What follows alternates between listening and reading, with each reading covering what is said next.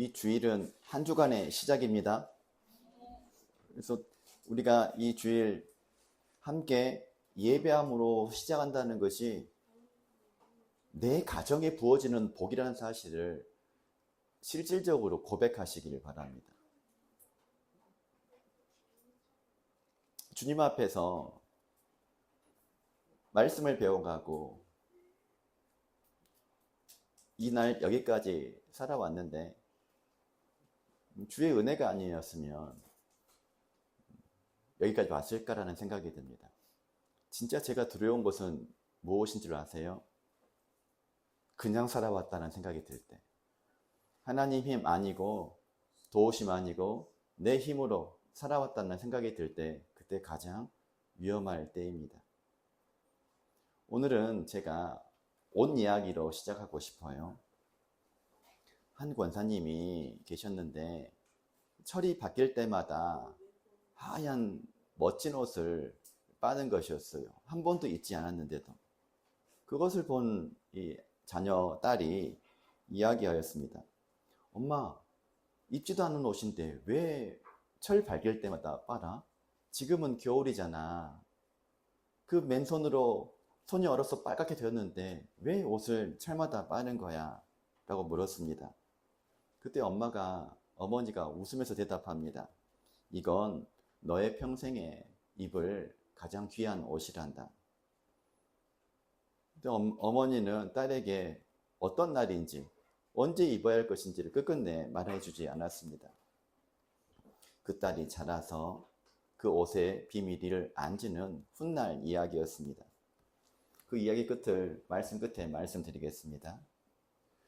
성도 여러분, 성경은 여러 주제로 볼 수가 있는데 그 중에 한 가지 주제가 옷에 관한 이야기로 볼 수가 있습니다. 실은 성경은 옷에 관한 이야기입니다. 창세기 3장을 보면 아담과 하와가 인간은 옷을 잃어버렸고, 또한 요한계시록 19장에서는 신부가 빛나고 깨끗한 세마포 옷을 입습니다. 그러니 이런 관점에서 성경을 본다면 성경은 인간에게 옷을 입히시려는 하나님 이야기라 말할 수 있습니다. 그리고 오늘 우리가 조금 전에 읽었습니다. 그 말씀에서 다시 오실 예수님은 우리에게 당부하십니다. 그 말씀은 깨어 자기 옷을 지키는 자는 복이 있도다 라고 말씀하십니다. 이 시간 저는 세 가지를 말씀드리겠습니다. 첫 번째, 벗겨진 옷. 두 번째는 입혀주신 옷. 세 번째는 지켜야 될 옷에 대하여 말씀을 나누고자 합니다. 먼저 우리 창세기 2장 25절로 가보겠습니다. 타락 이전의 사람의 모습에 대하여 기록하고 있는데 이렇게 기록되어 있습니다. 아담과 그의 아내 두 사람이 벌거벗었으나 부끄러워하지 아니하니라. 몸에 실오라기 하나 걸치지 않고 있는데 그들의 마음이 부끄러움이 없었다라고 말합니다. 왜 그럴까요? 왜 그들은 부끄러워하지 않았을까요? 그것은 그들이 하나님의 형상으로 지음받아 죄가 없기 때문에 그렇습니다. 벌거벗었지만 옷을 입은 것이죠. 그 옷은 영광의 옷, 성결의 옷을 영적으로 입고 있었던 것입니다. 그러니 입는 옷보다도 영의 옷을 어떻게 입는 것이 얼마나 중요한지 알 수가 있을 것입니다. 이것을 시편은 이렇게 얘기합니다. 하나님께서 옷을 입음같이 빛을 입으신다 라고 노래합니다.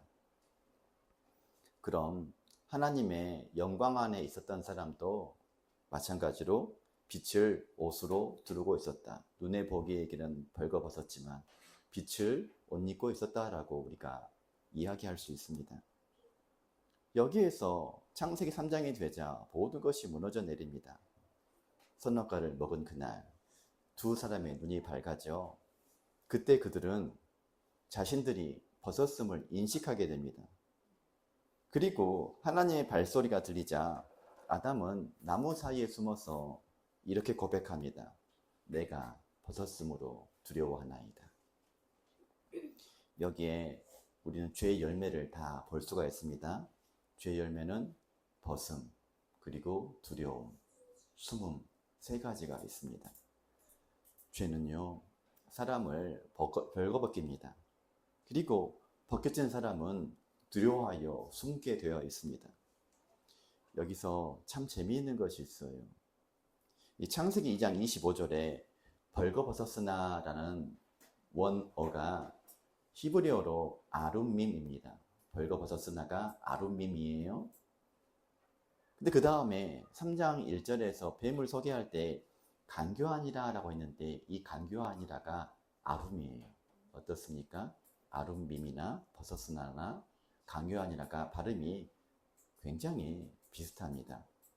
이건 성경이 하나님 말씀이 소리로 우리에게 경고하고 있는 것입니다. 순결한 벌거벗음 곁에 간교한 자가 찾아왔다라는 것을 말하고 있습니다. 그리고 간교한 자가 말로 꼬이는 순간 부끄럼이 없던 벌거벗음은 수치스러운 벌거벗음으로 바뀌었습니다. 이것이 애롬입니다. 같은 몸인데 옷이 벗겨진 것입니다. 그것은 어떤 옷이 벗겨졌을까요? 영광의 옷이 벗겨진 것이죠.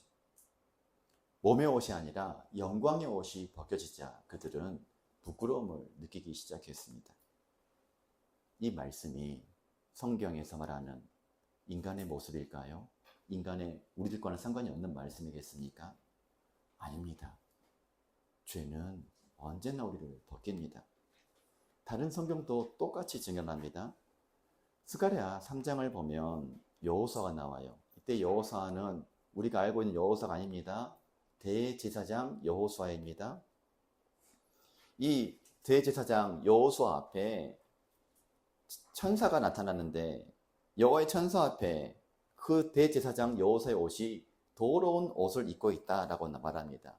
그때 그 옷은 배설물이 묻어있는 옷입니다. 그런 말을 하고 있어요. 이스라엘을 대표하는 대제사장의 옷이 배설물로 더럽혀진 옷입니다. 무엇이 그를 그토록 더럽게 만들었겠습니까? 우리가 알든 모르든 우리가 지었던 죄가 이스라엘을 그렇게 더럽게 만든 것이었습니다. 옷에 대한 이야기는 창세기 9장에서도 나오죠.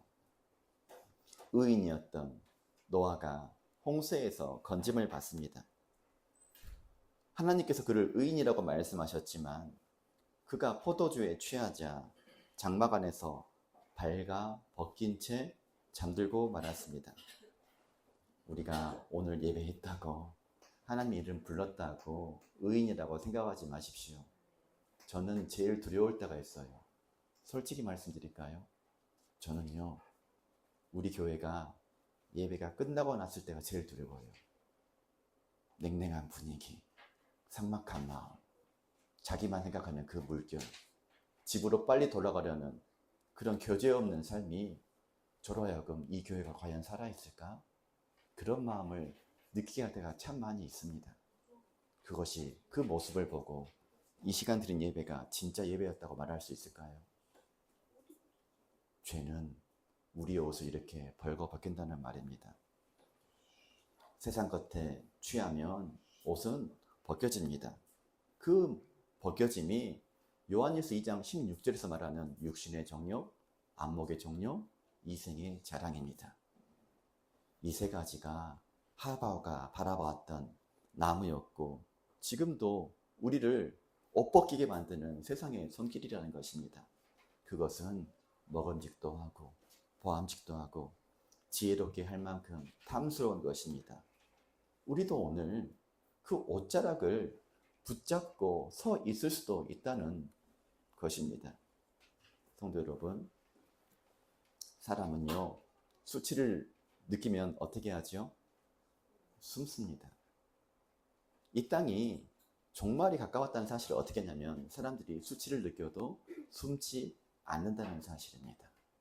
무서운 현실입니다. 이건 사람이 수치를 느끼면 숨는다? 이것은 심리학이 말하고 있는 것이 아니에요. 심리학 이전에 성경이 말하고 있습니다. 부부가 서로에게 숨기는 것이 생기고 자녀가 부모의 눈을 피하고 성도가 기도를 하지 않는다면, 기도의 자리가 부담스럽다면 그것은요, 지금 내 옷이 벗겨지고 있다는 명실상부한 확실한 신호라는 것입니다. 아담이 하나님을 미워해서 숨었습니까? 아닙니다. 벗겨졌기 때문에 숨은 것입니다. 오늘 이 예배가 목사님 또 왜 이러시나 느껴진다면, 예배의 자리가 무겁고 말씀 앞에 서기가 두렵고 혹시 하나님의 음성이 들리는 것이 부담스럽다면 먼저 우리 양심에 물어보셔야 됩니다. 내 옷은 지금 어떤 상태인가? 에스겔 16장을 보면 이 벗음의 실상이 한 폭의 그림처럼 그려져 있습니다. 하나님은 예루살렘을 향하여 말씀하십니다. 너가 태어나지 않은 날 아무도 너를 시키지 않았고 아무도 너를 싸주지 않았고 피투성이인 채로 들에 버려졌다라고 말씀하십니다. 그런데 그 곁을 지나시다가 하나님께서 걸음을 멈추시고 이렇게 말씀하십니다. 그 말씀이 에스겔 16장 8절입니다. 같이 읽어봅시다. 시작. 내가 내 곁으로 지나며 보니 내 때가 사랑을 할 만한 때라. 내 옷으로 너를 덮어 벌거벗은 것을 가리고 내게 맹세하고 언약하여 너를 내게 속하게 하였느니라. 나 주 여호와의 말입니다. 내 옷으로 너를 덮어 벌거벗은 것을 가리고 내게 맹세하고 언약하여 너를 내게 속하게 하였느니라. 구절을 좀 눈여겨보십시오. 옷으로 덮는 것과 언약 맺는 것이 한 문장으로 연결되어 있지 않습니까? 고대 근동에서 옷자락으로 덮는다는 것은 혼인, 언약을 하는 행위와 같은 것이었습니다. 그러니 이런 것이죠. 룻이 보아스에게 당신의 옷자락을 펴 당신의 여종을 덮으소서. 무슨 말일까요? 혼인을 해 주십시오. 이런 말이 되는 것이죠. 그러니까 옷을 입힌다는 것은요, 단지 그의 수치를 가려주는 것이 아니라 옷을 입힌다는 것은 너는 내 것이다 라고 말하는 선언인 것입니다. 이제 우리는 이해할 수 있습니다. 벌거벗음이 관계의 파괴라면 입힘은 관계의 회복이라는 말이에요. 내가 한 주 동안 살면서 하나님 얼굴 구하지 않고 다른 것에 마음을 뺏겨 살았다는 것은 영적으로는 발가벗고도 수치를 모르는 부끄러운 상태에 있었다는 말입니다. 간혹 가다가 옷 벗고 돌아다니는 미친 사람 보지 않았습니까? 어떻습니까? 그 사람 부끄러움을 몰라요. 보고 있는 우리가 부끄럽지 않습니까? 여기에 복음의 새벽이 숨어 있습니다. 벗은 채 숨어 있는 아담에게 하나님이 하신 일은 못 본 척 지나치지 않으셨습니다. 그리고 진노도 하지 않으셨습니다. 뭐라고 했습니까? 내가 어디 있느냐? 이 부르심은 우리 하나님께서 모르셔서 물어보는 질문이 아닌 것이지요. 숨어 있는 자를 끌어내어 벌하시려는 마음도 아니십니다. 이건 벗은 자식을 찾아 나선 아버지의 음성입니다. 스가랴 3장에서도 하나님은 더러운 옷을 입고 있는 여호수아에게 이렇게 말씀하십니다. 그 더러운 옷을 벗기라. 내가 내 죄악을 제거하여 버렸으니 내게 아름다운 옷을 입히리라. 성도 여러분, 이분이 하나님이십니다. 벗은 자를 부르시는 하나님, 벗기신 것이 아니라 입히시려고 찾아오신 하나님이십니다. 그렇다면 하나님은 벗은 인간에게 무슨 옷을 입히셨습니까? 다시 창세기 3장으로 말씀을 드립니다. 눈이 밝아진 아담과 하와가 제일 먼저 한 일이 무엇인 줄 아십니까? 무화과 나뭇잎으로 치마를 삼은 것이었어요. 그러니 이것을 알 수가 있네요. 인류 최초의 옷은 하나님이 만드신 것이 아니라 사람이 만든 것이었습니다. 그건 수치를 가려보려는 그들의 몸부림이었습니다. 그러나 우리는 알 수 있어요. 무화과 나뭇잎으로 몸을 가린들 처음에는 크고 넓적해서 그럴 때 보이지만 해 뜨고 반나절 지나면 다 부스러기와 같이 사라져 버립니다. 인간의 옷이 그런 운명을 가지고 있다는 말이에요.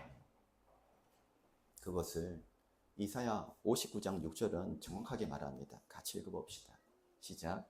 그 짠 것으로는 옷을 이룰 수 없을 것이요 그 행위로는 자기를 가릴 수 없을 것이며. 체면으로 산다고 나의 수치가 가려질까요? 적당한 선행으로 산다고 가려질까요? 솔직히 얘기할까요? 이 시간에 예배했다고 해서 나의 수치가 가려졌다고 생각하십니까? 그것이 무화과 나뭇잎입니다. 잠시는 가릴 것 같지만 하나님의 낯은 피할 수가 없습니다. 이것을 이사야 64장 6절은 더 아프게 말합니다. 우리의 의는 다 더러운 옷 같으며. 이 말은 이런 말이에요. 우리의 죄만 더러운 것이 아니라 그들이 입고 있는 옷조차도 다 더럽다. 무슨 말입니까? 그들의 모습도 더럽지만 그들이 하고 있는 아름답다고 말하는 행위조차도 다 추악스럽다는 말이에요. 하나님 믿지 않고 사랑하지 않고 온 이 예배조차도 하나님은 그거 종교생활이야. 하나님은 아신다는 말입니다. 그래서 하나님께서 움직이신 일이 있어요. 그 말씀이 창세기 3장 21절 말씀입니다. 같이 읽읍시다. 창세기 3장 21절.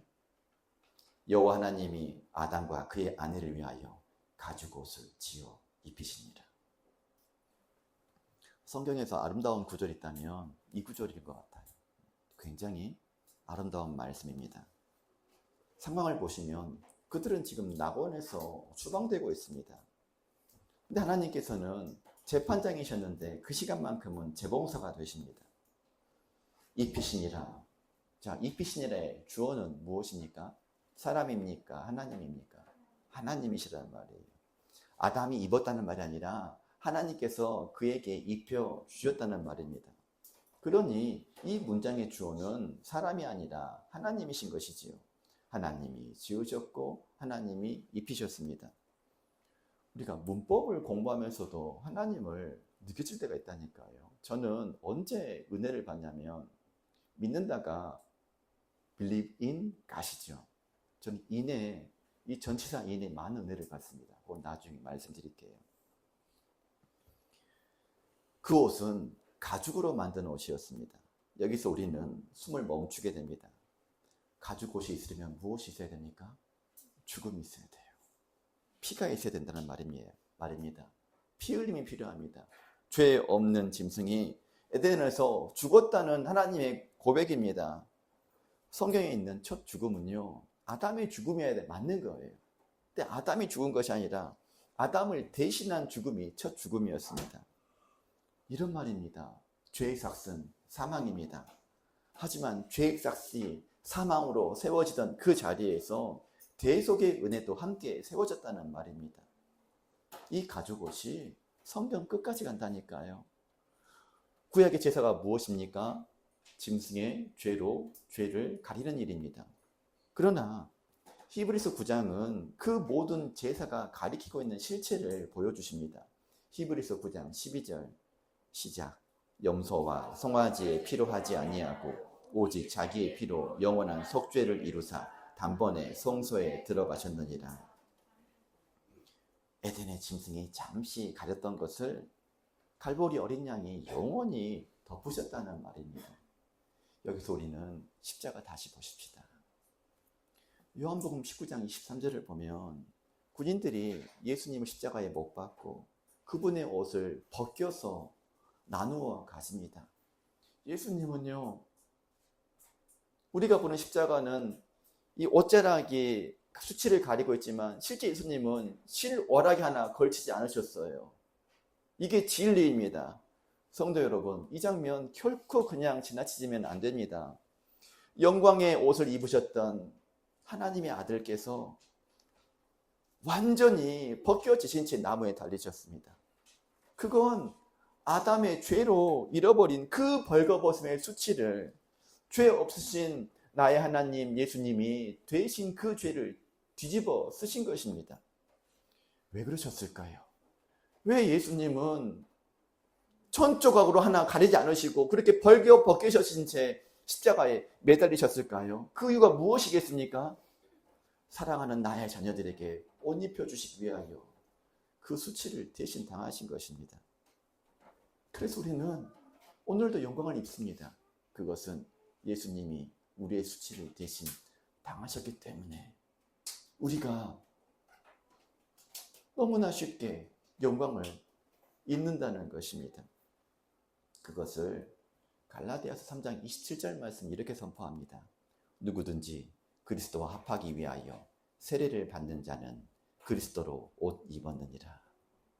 옷 입었다는 말은요, 그 뜻이 그냥 걸치웠다 그런 뜻이 아니라 옷 속으로 들어간다는 의미예요. 하나님께서 우리를 보실 때 우리의 누더기가 아니라 우리의 실체를 보는 것이 아니라 완전히 그리스도의 의로만 보시겠다라는 하나님의 약속입니다. 이것을 이사야 61장은 이렇게 말합니다. 시작. 이는 그가 구원의 옷을 내게 입히시며 공의의 겉옷을 내게 더하심이. 이 은혜를 뼈저리게 경험한 사람이 다윗이에요. 밧세바 사건 이후 그는 1년 가까이 죄를 숨기자 다윗은요, 뼈가 녹고 진액이 빠지는 고통을 경험했다라고 시편에 나와 있습니다. 그러다 나단 선지자 앞에서 무너져 죄를 토설한 뒤에 그가 이런 고백을 하죠. 허물의 사함을 받고 자신의 죄가 가려진 자는 복이 있도다. 이때 가려지란 말이 덮는다는 뜻입니다. 성도 여러분, 우리가 복된 이유는요, 죄를 안 지어서가 아닙니다. 죄가 덮여져서 복된 것입니다. 내 손으로 덮으면 썩어버리지만 하나님의 손으로 덮여지면 살아날 수가 있습니다. 이것이 무화과 나뭇잎으로 만든 옷과 가죽옷으로 만든 옷의 차이입니다. 누가복음 15장의 탕자 기억하십니까? 아버지의 재산을 탕진하고 돼지 쥐염 열매로 배를 채우던 아들이 돌아왔을 때 그에게 나는 냄새가 있죠. 얼마나 그 누더기 냄새였을까요? 아들은 아버지 앞에 이런 말을 합니다. 더 이상 저를 아들이라 하지 마시고 품꾼 하나로 저를 써주십시오라고 고백합니다. 그런데 놀라운 말이 있어요. 여러분 같으면 뭐라고 말할 것 같습니까? 저 같으면 야, 냄새난다, 좀 치켜라, 그럴 것 같아요. 그런데 그런 얘기를 안 하세요. 이렇게 말씀하십니다. 종들에게 제일 좋은 옷을 내어다 입혀라. 이 말씀을 먼저 하십니다. 시끄러워하지 않고 너 정말 회개했으면 진짜 회개했다는 걸 증명해봐, 이런 얘기하지 않고 누더기 위에 가장 제일 좋은 옷을 입히셨다는 말입니다. 성도 여러분, 그것이 복음이에요. 구원의 옷은 사는 것도 아니고 짜는 것도 아니에요. 구원의 옷은요, 입혀주시는 것을 입는 것입니다. 오늘도 이 예배 가운데 있으면서도 어떻게 내가 살아갈까? 무엇을 해야 이 어려움에 넘어갈까? 이런 고민하고 있다면은 미안하지만 주님의 엄청난 옷이 입혀지는 이 순간에 그 옷 마다하고 무화과 나뭇잎으로 한번 가려볼까 하는 어리석은 행동을 하고 있는 것입니다. 내 힘으로 괜찮은 사람이 되어서 하나님 앞에 서려고 애쓰다가 지친 분이 있다면 부탁합니다. 그 잎사귀 내려놓으십시오. 내가 한들 대한민국이 바뀌겠습니까? 왜 이렇게 어리석습니까?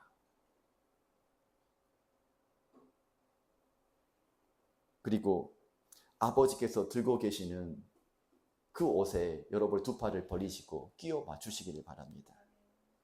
그런데 여기서 끝나는 것이 아니에요. 옷을 입었으면 끝날까요? 아니요.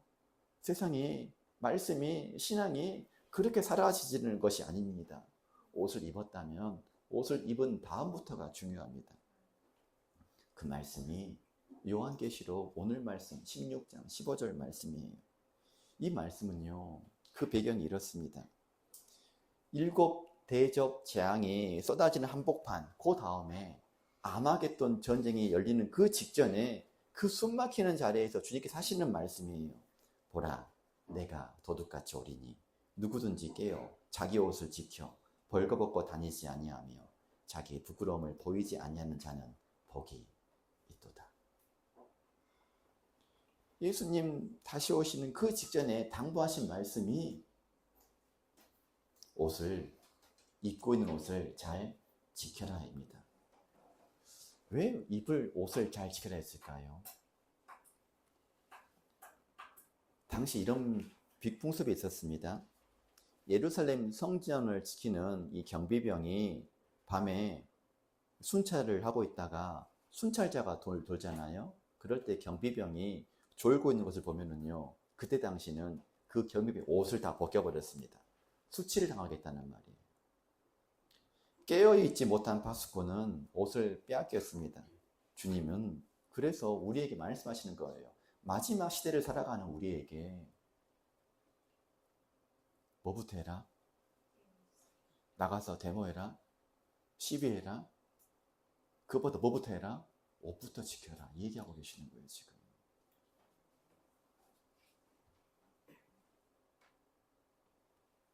지켜라는 말은요, 보물을 지키듯이 눈을 떼지 않고 살피며 보존하라 이 말입니다. 요한계시록은요, 이 떼려오라는 단어를 굉장히 좋아합니다. 지켜라는 말이에요.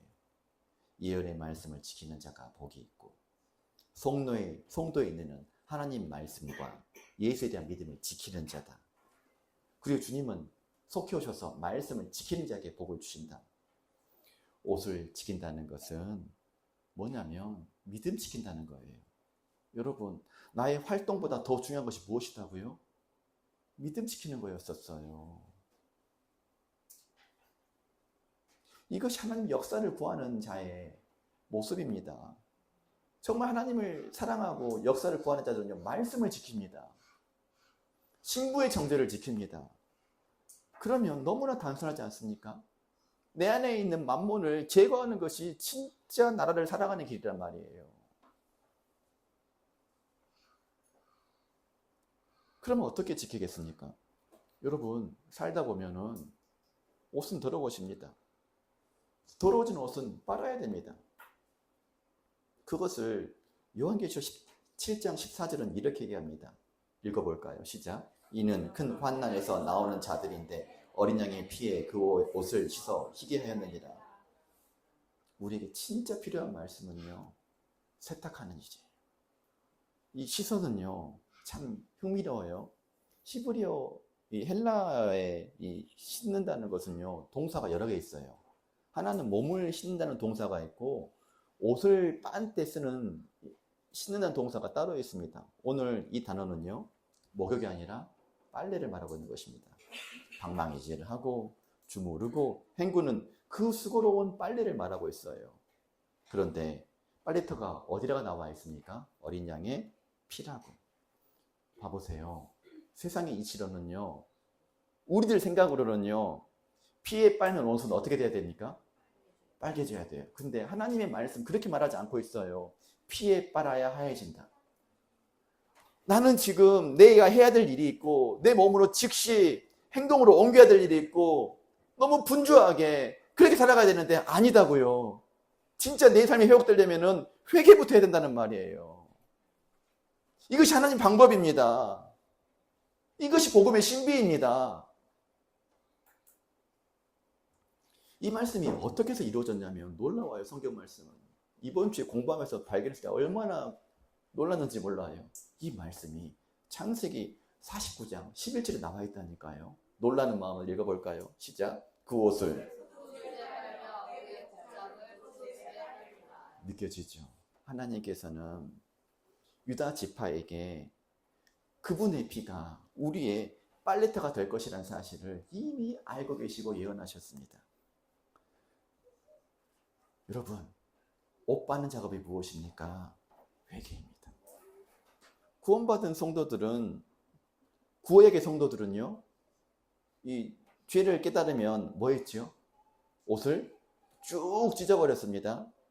히스기야가 그랬고요, 요시야가 그랬고요, 굵은 베옷을 입고 죄를 뒤집어 쓰고 옷을 찢었습니다. 다니엘도 그랬고 모르드게도 그렇게 했습니다. 그런데 하나님께서는요, 옷 아깝다, 그만 찢어라 라고 말씀하세요. 대신 이거 해라고. 그 말씀이 요엘서 2장 13절 말씀입니다. 시작.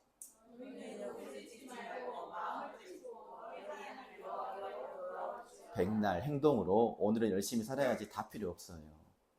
그것도 필요 없고 뭐부터 찢어라? 회개해라. 마음을 찢어라.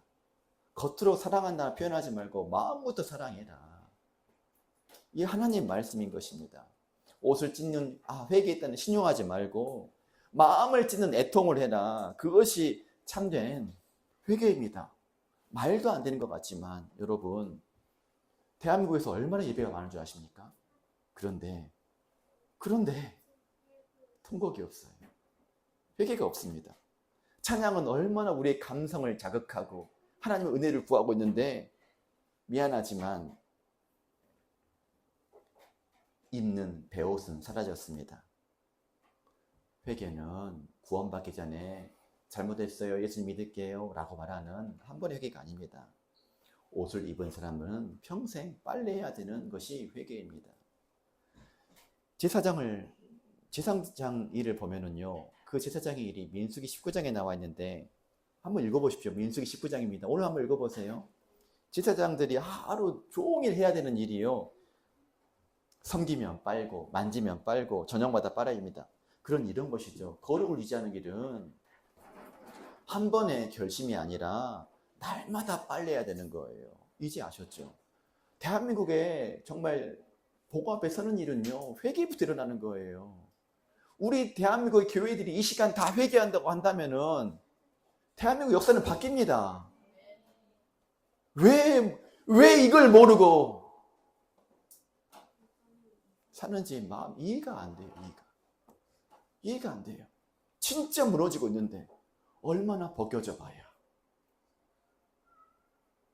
그 수치를 나만 느끼는 것이 아니라니까요.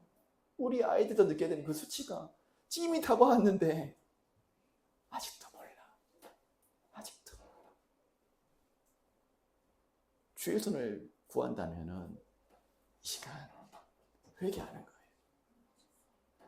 내 삶이 바뀌는 거예요. 믿음으로 살아가야 되는 것입니다. 장막생활, 재단생활 하는 것입니다. 여러분, 이 옷을 끝까지 지킨 사람들이 성경에 나와 있네요. 굳이 말한다면 다니엘 세 친구 사드락과 메삭과 아벳느고입니다. 그들은요, 금신상 앞에서 절하라는 왕의 명령을 앞에서 끝까지 옷을 지켰어요. 그 결과 그들이 겉옷과 속옷을 입은 채 결박되어 불문물에 던져집니다. 근데 성경은 놀라운 결말을 얘기해요. 불 가운데서 나온 그들의 머리털도 그을리지 않았고 겉옷빛도 변하지 않았고 불에 탄 냄새도 없었다라고 말합니다. 성도 여러분, 이거부터 가지십시다. 세상 풀무불은 아무리 뜨거운 불이다 할지라도 하나님께서 입히신 옷을 태우지 못한다는 사실을 꼭 기억하시기 바랍니다. 옷을 지키려다가 불에 던져질 수 있습니다. 그 불 속에서 네 번째 사람이 함께하고 계십니다. 그 옷을 입히신 분이 옷을 입는 자들을 지키신다는 말이에요. 그러면 가장 지혜롭게 행동합시다. 누가 우리와 가정과 교회와 나라를 지켜주시겠습니까? 여러분, 진심으로 고백하십시오. 주님이 지켜주시는 거예요. 그런데 옷에 관하여 가장 무서운 것은 더러워지는 것도 빼앗긴 것도 아니죠. 무엇이 가장 무섭습니까? 나체로 다니는데 부끄러움을 모르는 게 무섭지 않습니까? 그것을 요한계시록에서 말을 하고 있어요. 라오디게아에 말합니다. 나는 부자라, 부요하여 부족한 것이 없다. 근데 주님께서는요, 이렇게 말씀하십니다. 너의 곤고한 것과 가련한 것과 가난한 것과 눈먼 것과 벌거벗은 것을 알지 못하는도다.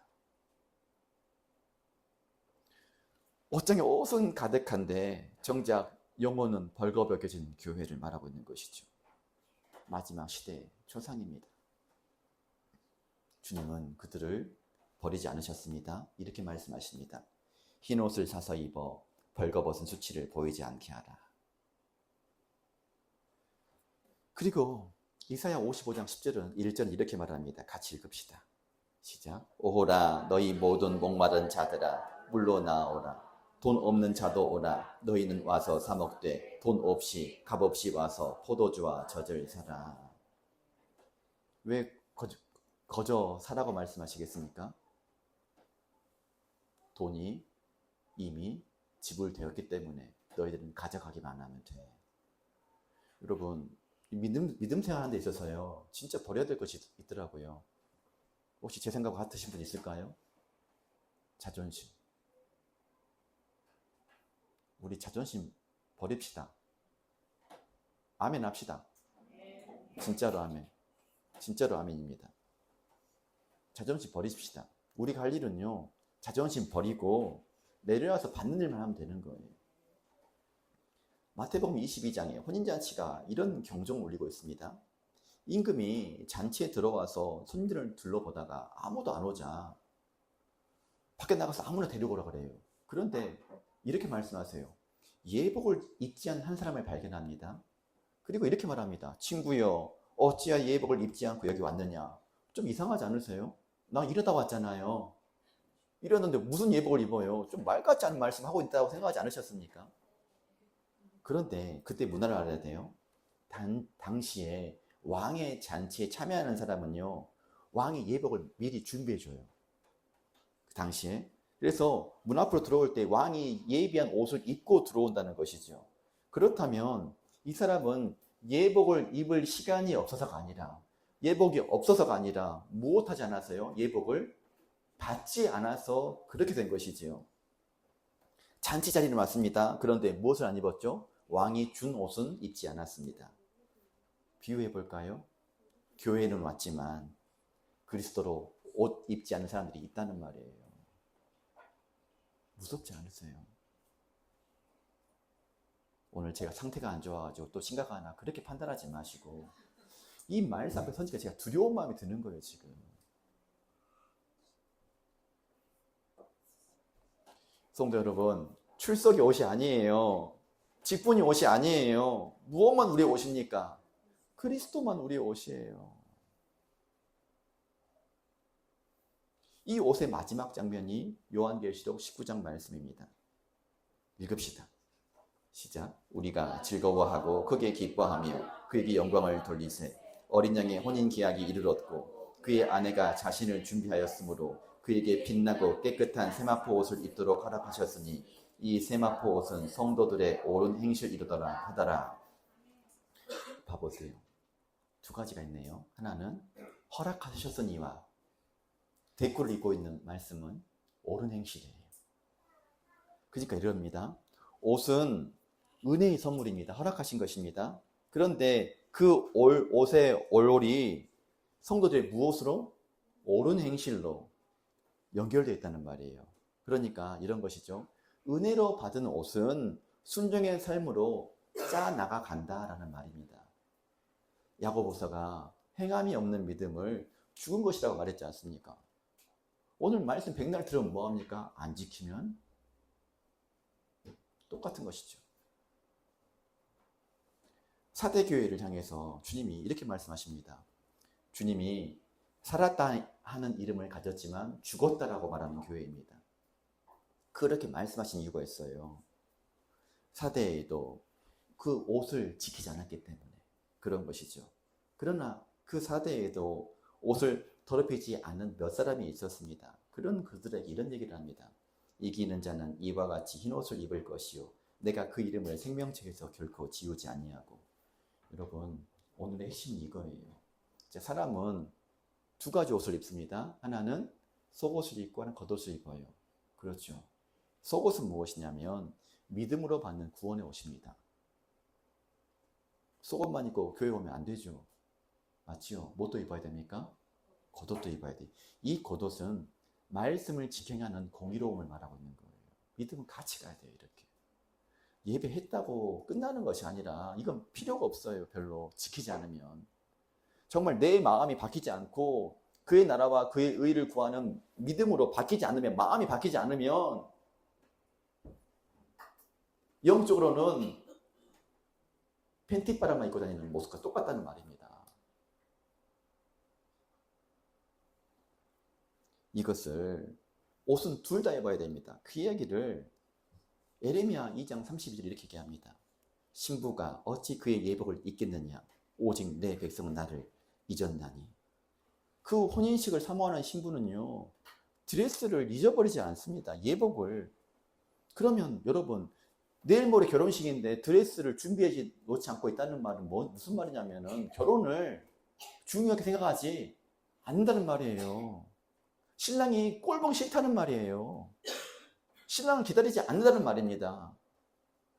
이제 제가 앞에서 말씀드린 이야기를 마치겠습니다. 세월이 흐르자 소녀가 시집가는 날이 왔어요. 그때 어머니는 장롱 깊은 곳에서 인옷을 꺼내 주었습니다. 수십 번 겨울마다 그 차가운 얼음장에서 빨고 볕에 말리기를 거듭했던 그 옷이었습니다. 그 갈라진 손, 응어리진 손으로 그 딸에게 옷을 입혀주며 이렇게 말합니다. 이 옷은 너가 태어나기 전부터 준비했던 옷이란다. 인생의 가장 귀한 날 이 옷을 입히고 싶었다. 딸이 그때 알았어요. 어머니는 한 번도 그날을 잊어본 적이 없다는 사실은요. 그때 딸이 눈에서 눈물이 흘렀습니다. 어머니의 튼 손을 보면서요. 그 빨간 손, 이해하지 못하는 왜 겨울마다 이상한 짓 하신다 라고 생각했던 그 손이 실은 자신을 향한 사랑이었다는 말이죠. 성도 여러분, 지금도 하늘에서 우리의 옷을 준비하고 계시는 분이 계십니다. 이 말씀은 위로하려고 하는 말씀이 아니에요.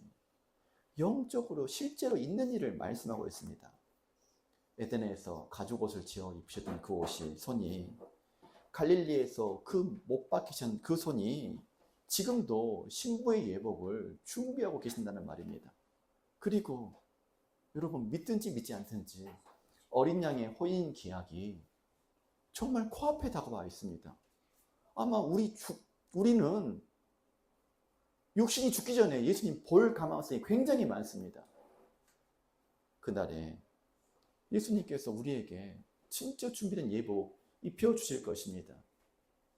그 왕의 신부가 기쁨의 옷을 입고 왕궁으로 들어가듯이 우리도 그렇게 들어갈 계획이 있다는 말입니다. 성도 여러분, 그러니 오늘 세 가지 마음에 새기시길 바랍니다. 혹시 옷이 벗겨져 숨어 계십니까? 두려워하지 마십시오. 내가 어디 있느냐? 이 고백 말씀은요, 정죄가 아니라 초청입니다.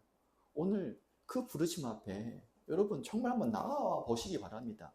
안 드린다, 잊고 있다, 까먹었다, 바쁘다 그런 말씀 하지 마시고 진짜 중요한 문제 앞에 한번 나와 보시기 바랍니다.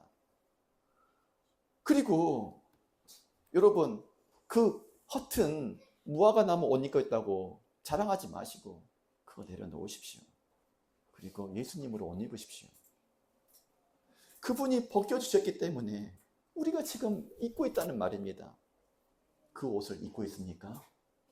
그렇다면 이제부터 그 옷을 지키십시다. 날마다 빨래방 갑시다. 어린 양의 피로 옷을 빨고 마음을 찢는 회개로 하고 풀무불 앞에서도 여러분 부탁합니다. 그 옷 벗지 마십시오. 주님은 도둑과 같이 우리에게 신랑으로 오실 것입니다.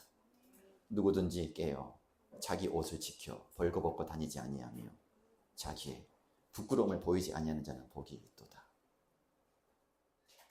그 복이 우리의 진짜 복입니다.